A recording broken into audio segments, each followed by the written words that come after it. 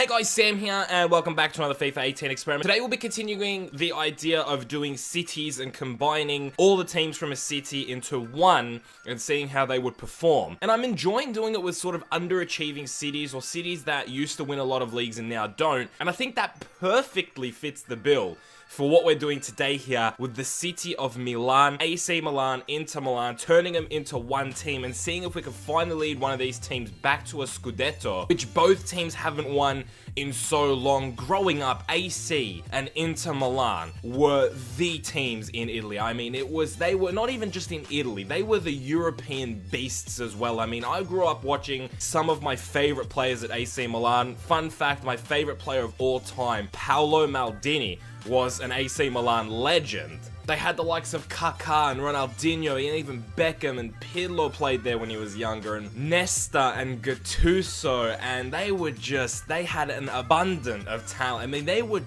like Real Madrid. I mean, players wanted to go there. Players actually wanted to go to Italy. That's how much things have changed. Now, the pinnacle is Real Madrid and Barcelona. If you can make it to one of those two teams, you're pretty much one of the best players in the world. But when I was growing up, yes, Madrid and Barca were still two big teams, but Milan was right there with them, AC Milan. And then with the introduction of Jose Mourinho and that sort of 2005 to 2010 sort of era, even a little bit later, 2012 even, Inter Milan were a hell of a team, and they had some fantastic players as well.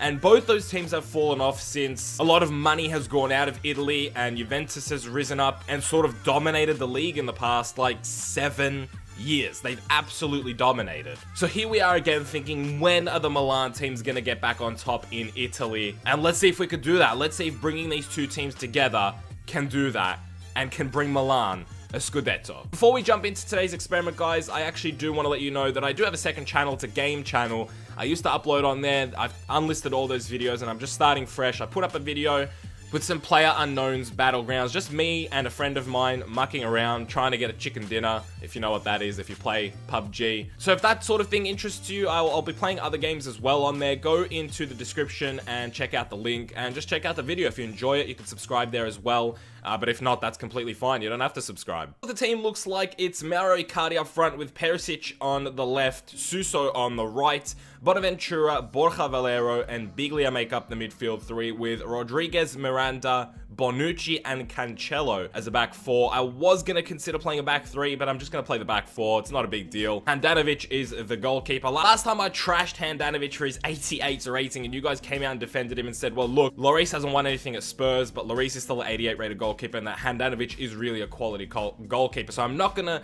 actually go in on Handanovic this time. But on the bench, we have Eder, Rafinha, João Mario, who's actually just left Inter Milan. But it's not too big of a deal having him in there because the likes of Brozovic is still there. So it's not really a massive game changer to have João Mario in there. Skriniar, Musacchio, and Donnarumma are also on the bench. And in the reserves, they have Kalinic, Vicino, Brozovic, Romagnoli, Paletta, and Hakan Çalhanoğlu. Similar to the Merseyside team, I think this is better than the Merseyside team, but when you take a look at Juventus and Napoli's teams, I just don't think there's enough here to win the league. It's very doable, don't get me wrong. They could go out and absolutely smash it. I feel like they're maybe one quality midfielder and a couple of fullbacks away from actually being a title-winning team. But let's take a look at how things are halfway through the season and how the Milan team combined is doing. Right, this is what things look like halfway through the season, a bit like real life really, with Napoli and Juventus miles ahead of everybody else. Napoli undefeated in the first half of the season. That is absolutely incredible. 37 goals scored for them, 14 conceded, 35 goals scored for Juventus. So slightly less better attacking and slightly better defensively there for Juventus. But the Milan team combined is doing quite well. 35 points for them, 2 points ahead of Sampdoria, 4 points ahead of Inter Milan, who,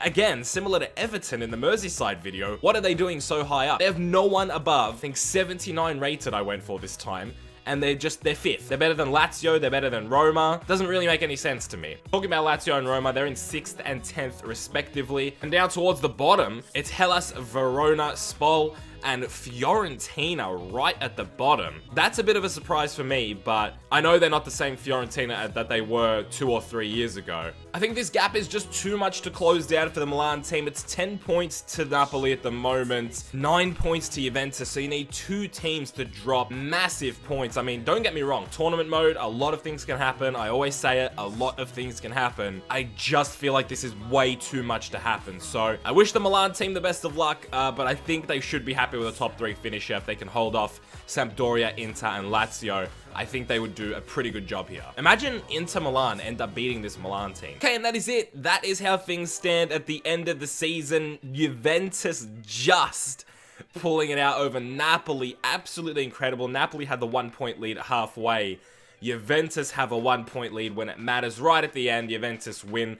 Again, slightly worse attacking, slightly better defensively from Juventus. Napoli just 2 losses to their name, but too many draws, and that's what's hindered them there. The Milan team stays in 3rd, so for once the top 3 sort of stayed the same. But you can just see the gap between Juventus and Napoli, and then the Milan team. A 7-point gap between Napoli and Milan, and then a massive 17-point gap between 3rd and 4th, Milan to Torino, who tied with Genoa on points. Lazio stayed in 6th, Roma stayed in 10th, so they didn't even change positions from halfway to the end of the season. The Inter Milan team ended up dropping to 12th, so they had a pretty shocking second half of the season there. And then down towards the bottom, both Fiorentina and Spal getting out of the relegation zone, but Crotone, Benevento, and Hellas Verona stayed in the relegation zone, so those are the 3 teams that got relegated. In terms of the top goal scorers, Insigne with 24, Douglas Costa with 23, with the 2 standouts, Lapadula for Genoa picking up 18 goals, Dries Mertens 17 goals for Napoli, but taking a look down, the only Milan player is Suso at 12 goals. Funnily enough, Andre Silva, who I actually moved to the Inter squad because Inter didn't have enough players, scored 14 goals for Inter. He wasn't high enough rated to get into the Milan team, but he's showing that he was probably good enough to get into the Milan team. That is definitely strange. But like I said, no one really from the Milan squad there, which shows really what my point, like Icardi didn't even get in the top goal scorers. Like, what are you doing, Icardi? You're meant to be the main man. In terms of assists, again, it's a Napoli player at the top with Hamšík picking up 13, Luis Alberto for Lazio picking up 10, Callejon and Torreira picking up 9 apiece. For the Milan team, it was Borja Valero with 7, and that's it. Again, no one really impressing on the assists part. Taking an in-depth look at the stats, Suso only played 25 games, picked up 12 goals, 4 assists, a great return from him. Borja Valero can also hold his head up quite high with 10 goals and 7 assists in his 31 games. Ivan Perisic picked up 8 goals, 5 assists in 32 games. Icardi, 3 goals, 1 assist in 32 games. Shocking. Nikola Kalinic got 21 appearances as well, only 1 goal to his name, not even a single assist. That's pretty terrible as well. Brozovic, I think, had a very good campaign. He only played 14 games, but scored 7 goals and picked up 2 assists as well, so I think that's pretty good as well. I think we should highlight that. Just a quick little fun fact for you, João Cancelo was the only player to play all 38 games. Of course, the goalkeeping duties were split between Samir Handanovic and Donnarumma. Handanovic with 21 of the appearances, he picked up 6 clean sheets, and Donnarumma in his 17 appearances picked up 5 clean sheets. So they were pretty even. Maybe you give the edge to Donnarumma, I don't know, but they were pretty even. But that is it. That is the end of today's experiment, guys, and it's just standard really from the Milan teams. Good, but not good enough to win the Scudeto. That is like what's been defining them for the past, well, you know what? No, not even the past like 5 years, because they've been terrible at some points in those 5 years. But I'd say this season, especially with Inter, good, but not good enough to win the Scudeto. That's how I would summarize their campaign. AC Milan still need work done, and I don't think it's just bringing more players in. I think they just need time. I think these players need to get used to each other. I don't know if there's any like drama or conflict in the dressing room. I hope not, because there is a lot of new players coming in together. So I think they just need time for AC Milan. For Inter Milan, I think they just need to continue what they're doing as well. I think for once in the past 5 years, both these teams are on the up. I think for a while they were either just staying the same or slightly decreasing. I would say both these teams are on the up. If you know a little bit more about Inter and AC Milan and they're not on the up and you think that they're actually going to be worse next season, let me know in the comments below. But from what I've seen, I think both teams are at least looking towards where they should be going. Then at least they're sort of on the way, and hopefully it stays that way, because with the Milan teams, things can turn into shit so quickly. Anyway, guys, like I said, that is the end of today's experiment. If you guys did enjoy, please do leave a like on the video, subscribe if you're new around here, and of course, in the comments below, please do leave your experiment suggestions. But that is it, guys. I'm not gonna waste any more of your guys' time. Thank you so much for watching today's video. I hope you did enjoy today's video. I hope you had a good day. I'll see you guys in the next one very soon. Keep it real.